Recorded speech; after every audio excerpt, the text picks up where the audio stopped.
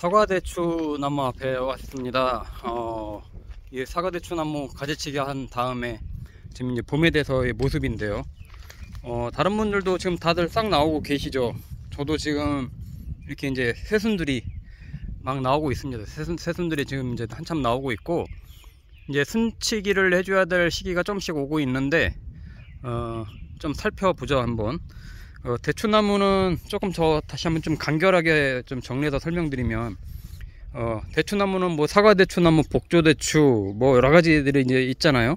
그러니까 복조대추를 보통 일반 대추, 말려서 먹는 대추라고 하고, 이제 사과대추, 왕대추, 이게 좀 큼직하게 이제 해서 이제 뭐 아삭아삭하게 이제 생과로 먹는 요 사과대추를 이제 많이들 이제 심으시는데, 요렇게 이제 가지치기를 바짝 겨울에 이제 하고 나서 이제 봄에 이제 이렇게 이제 순치기를 할 텐데, 이렇게 이제 바싹 자른 이유는, 가지치기를 바싹 자른 이유는 전에도 계속 말씀드렸지만, 사과대추 나무는 새순가지에서 열매가 열리기 때문에 새순을 받기 위해서 바짝 자른 거죠.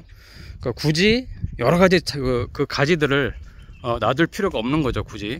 그래서 이렇게 큰 이 목대 한 나무에서 가지는 거의 바짝바짝 자르고, 이렇게 이제 새순 나오는 것들을 키워서 새순을 받을 겁니다. 자, 이렇게 이제 순들이 나오는데, 한번 전에 말씀드렸다시피 사과대추 나무는 어떻게 해야 된다고 그랬죠? 네. 새순 가지에서 열리기 때문에, 이렇게 이제 보면 이렇게 이제 밑에서 이렇게 이제 열매순들이 이렇게 막 나오고, 굵은 가지로 이제 계속 형성이 될 요 주순, 새순들이 이렇게 나오는데, 얘를 키우는 거라고 했습니다. 얘를 꺾어주는 게 아니고 얘를 키우는 거라고 했죠. 그래서 복조대추와 사과대추 나무의 차이는, 자 보시면 이렇게 맨 밑에 이렇게 열매순들이 열리는데, 이 사과대추에서는 얘를 놔둘 필요가 없습니다. 자, 그래도 이거 따줄게요.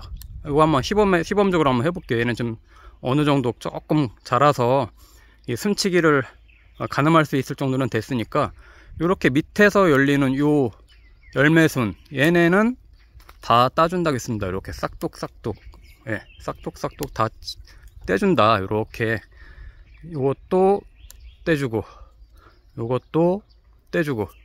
자, 그러면 보세요. 이렇게 주 가지만 남았죠. 자, 그러면은 얘를 키우는 거라고 했어요. 얘를 얼마나 키운다고 그랬죠? 자, 저 같은 경우는 뭐 이제 이거는 뭐 좀씩 다 다를 수 있는데, 저 같은 경우는 한 40cm 내지 50cm, 뭐 조금 길면 60cm, 그러니까 30cm 자 2배 정도 크기로 이 줄기를 키웁니다. 키우고 나서 마지막에 요 순을 집을 거예요. 꺾어줄 거예요. 더 이상 안 자라게. 자, 그러면 어떻게 되느냐? 자, 이것도 이제 그래서 이제 가지치기를 해준 겁니다만은, 요렇게 이제 계속 가지가 크면 거기서 곁순들이 또 나와요. 곁순들이 나오고, 거기에서 열매순들이 이제 나오는데, 사과대추는 거기서 열리는 겁니다. 그래서 요 밑에 있는 열매순들은 떼어주고, 영양분들이 이 주 가지로 이제 새순 가지로 가게끔 몰아주는 거죠. 이 열매순은, 사과대추 나무에서 여기서 열리는 열매순은 그냥 놔둬도 열매가 안 열립니다. 예, 나중에 수종이 조금 돼서 설령 착과가 된다고 하더라도 다 떨어지고, 예, 여기에 있는 애들은 줄기만 나중에 엄청나게 크고 영양분만 뺏어갈 뿐이지, 이거를 따줘서 이 열매 순 가지로 영양분들이 집중되게끔 하는 게 맞죠. 자, 여기 있는 거 한번 볼까요? 자, 여기도 이제 새순이 나오는데, 여기는 보시면 요런 주가지 순은 안 나오고 열매순만 있어요. 예, 요렇게 열매순만 있어요. 그러니까 사실 요거는 이제 제가 다음 주에 따줄게요. 지금 오늘 설명만 드리고, 얘는 그냥 놔둬도 마찬가지로 여기도 안 열려요. 예, 여기도 그냥 거의 과일이 안 열린다고 보시면 돼요. 나중에 착과가 되더라도 거의 다 떨어집니다. 예, 그래서 이런 애들도 다 떼주는 거예요. 그러면은 이 가지에서는 얘만 있는 거죠. 다 따주고 나서 얘만 남은 거예요. 얘만. 그러니까 그런 식으로 이제 키운다. 자, 여기도 한번 볼까요? 여기도 보면 이제 이렇게 이제 새로운 주순이 나오고, 이렇게 열매순들이 밑에서 이렇게 이제 나오는데, 이런 애들은 다 떼주는 거예요. 다 떼주고 얘만 키우는 거예요. 얘들은 다음 주에 제가 다시 한번 보여드릴게요. 오늘은 안 따고.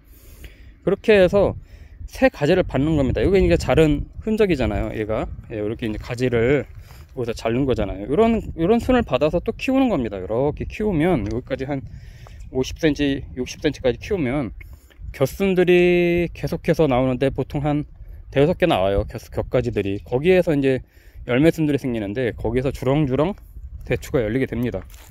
자, 이것도 볼까요? 얘는 순이 2개가 다 나오네요. 이렇게. 예.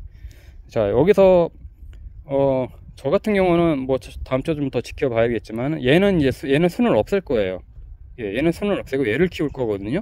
그렇게 해서 이제 이쪽 가지로 동서남북 뻗을 수 있게 이제 해주려고 하고, 이런 순을 다 그냥 놔두면 나중에 이 나무가 중구난방돼서 광합성 하기도 어렵고 통풍도 안 되고 이런 현상들이 오죠. 그래서 이제 나중에 순치기 할 때도 그런 도장지 같은 것도 다 제거를 해주고, 키우려고 하는 가지만 딱 놔두고 이제 제거를 해주는 편인데, 지금은 이제 아직은 지금 이제 순들이 막 그렇게 크게 올라온 건 아니어서 지켜봐야 돼요. 조금 더 지켜보려고 합니다. 이것도 보시면 뭔가 나오잖아요. 예.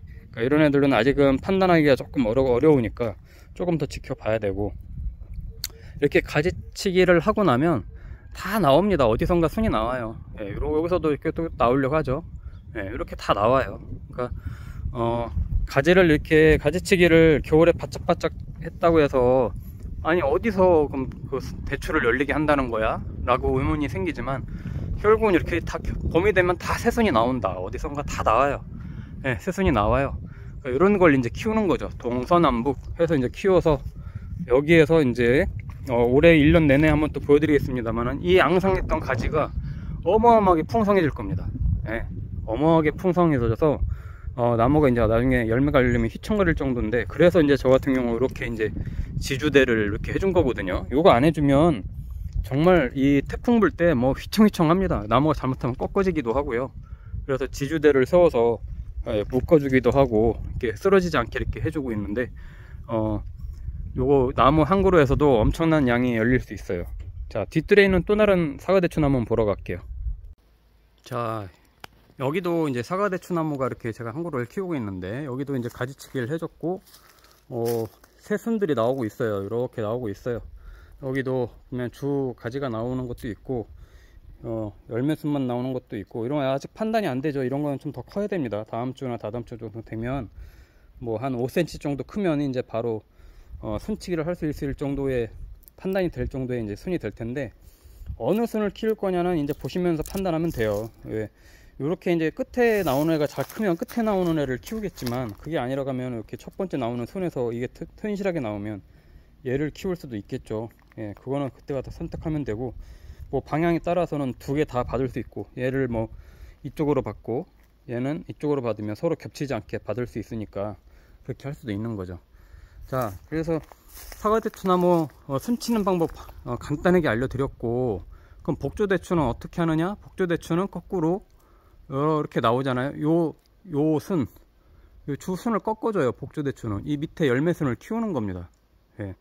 복조대추, 일반대추는 거꾸로거든요. 그러니까 이 반대로 생각하시고 하면 안 되고, 사과대추나무에서는 얘를 키워야 됩니다. 얘를 놔두고 열매순만 키워야지 해서 꺾어주면 사과대추가 절대 안 열립니다. 절대적으로 안 열려요. 그러니까 반드시 새순을 키워야 된다고 생각하시는 게 사과대추나무는 핵심이고, 그 원칙만 지키시면 뭐 그 다음부터는 큰 신경 안 써도 수확하실 만큼 많이 열립니다. 사과대추 꽃은 이제 이 새순들이 나오고 나면 열매순이 나오고, 그러면서 이제 꽃이 필 텐데, 보통 6월 말 장마철까지 1차, 2차, 3차에 걸쳐서 꽃이 피거든요. 저번에도 말씀드렸지만 사과대추나무 꽃은 3번에 나눠서 피지만 보통은 2차, 3차, 심지어 장마철에 피는 꽃에서 열리는 열매가 끝까지 갑니다. 맨 처음에 피는 꽃에서 수정된 것들은 착과가 되더라도 많이 떨어지는 편이에요. 그래서 그런 거는 참고하시면 왜 이렇게 다 떨어지지? 라고 생각하지 마시고 2차, 3차 수정 때 최대한 관리를 잘 해서 수정이 되게끔 하는 게 좋고요. 저 같은 경우는 이렇게 이제 순이 나올 때쯤에서 한번 살균제를 한번 살짝 해줬는데, 뭐 대추나무만 해준 건 아니고 뭐 다른 사과나무, 포도나무 할 때 같이 살균제, 살충제 섞은 거 살짝 한번 뿌려줬거든요. 뭐 그 정도만 해주면 예방이 병충해 방제는 살짝 예방이 되니까, 이제 나중에 잎이 많이 나오고 나서 오갈병 같은 게 생기지 않도록 미리 방제를 해주면 좋습니다. 자, 계속해서 저도 또 대추나무 다음 주에 순치기 다음 주 다다음 주 되면 본격적으로 하게 될 것 같은데 그때도 계속 보여드리도록 하겠습니다.